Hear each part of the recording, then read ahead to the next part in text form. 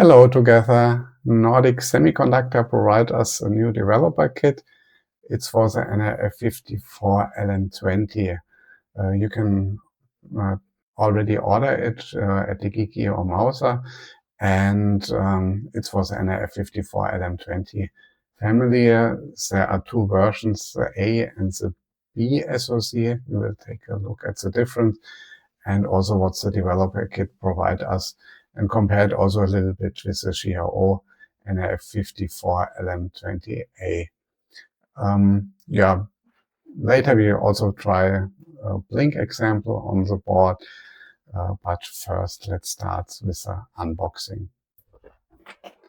You see here the kit comes in the typical Nordic package, which is from paper, and you see it's quite big, the developer kit, so quite long. And let's see what is inside. We're having here, like normal, the NFC antenna included and the developer kit. First impression is that it's quite the typical one. We're having two USB again, we're having the 4 buttons, and also 4 LEDs here. On the back there is no battery or something like on the other one, so let's see how we can power it up. I think over the USB only, and maybe here's a connection, but we will take a look in the data sheet for this. I saw that in the package actually there's also hiding a few stickers. You see here my stickers and a short introduction paper. You see here is a direct comparison between the small and compact XIAO boards, the nRF54LM20A, and here you see how big the nRF54LM20 developer kit from Nordic is. So here you can really build up your own small projects and let them run a little bit longer, and even connect a LiPo, which is here not so easy. But for this you see that you can really connect here all the pins. They're all through pin header reachable. Here we have here port 0. So whole pins we have in here port 1 and also port 2 and port 3. We have here also our J-Link debugger, and here's a USB connection to the J-Link debugger. So it's a full J-Link debugger here on board.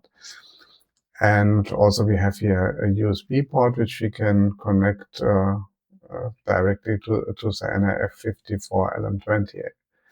And we're having 4 buttons, and here are the 4 LEDs, which is nice that they're starting now also from LED 0 and button 0 like it is in the device tree.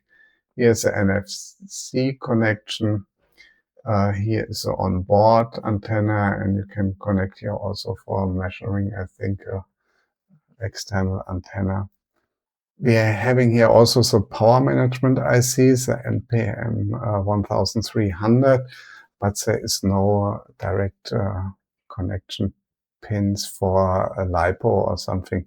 It's more for power supply for the nRF54LM20.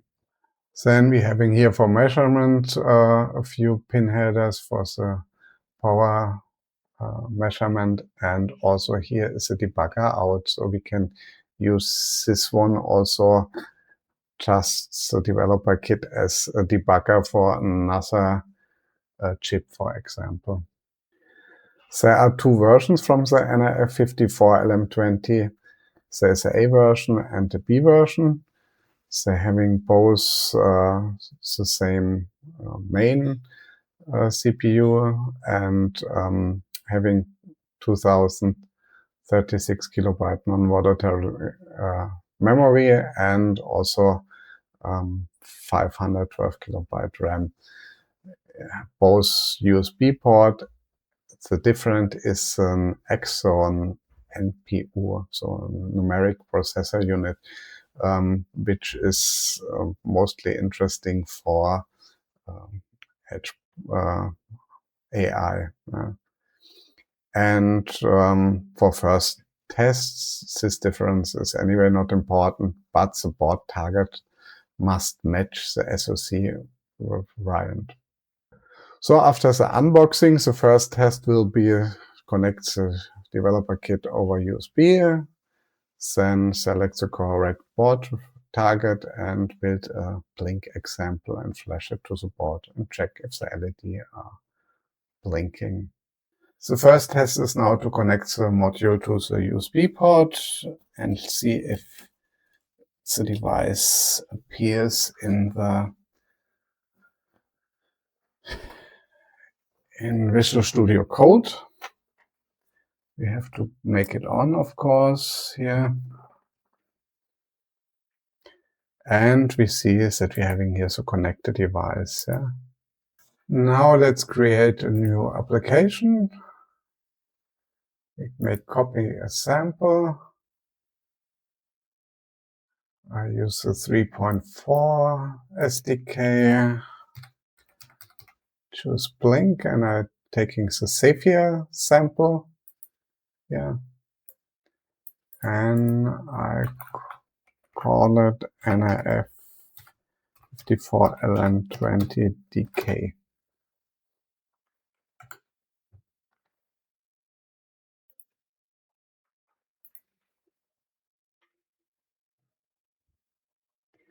And in the Explorer here, we're having here our main source file.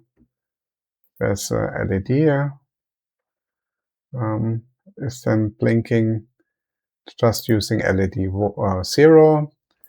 Here's the project conf with the GPIO. And then we add the build configuration. And here we have to choose the right board target. I'm using only Nordic kits. So we're having here the nRF54LM20 DK. And here we are using the A version. We have the CPU app here. And then we just generate and build. When the build is finished, we can just flash this on the board. We choose here the developer kit. And we're seeing that the LED is blinking.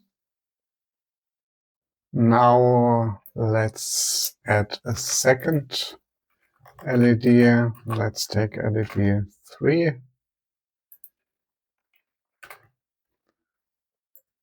And add here another GPIO spec, LED 3.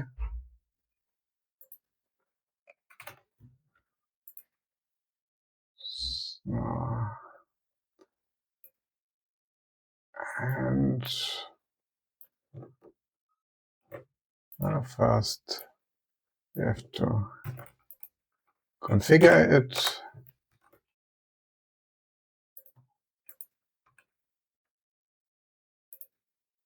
LED 3. Of course, we check also if this is ready.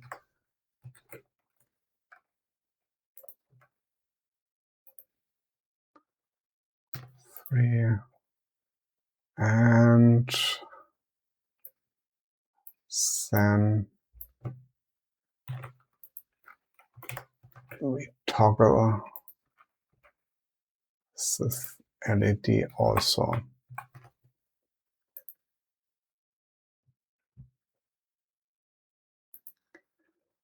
Then we build this.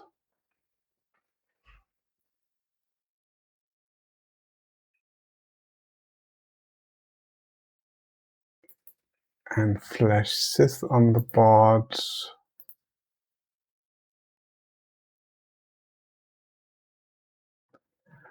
And now we are seeing that LED 0 and LED 3 is blinking. So this is working too. The last thing what we can check here is we getting also a printout here from the COM port. Going on the connected device. Choosing, I guess it's COM port 30. And we're seeing here also the output LED state off, LED state on.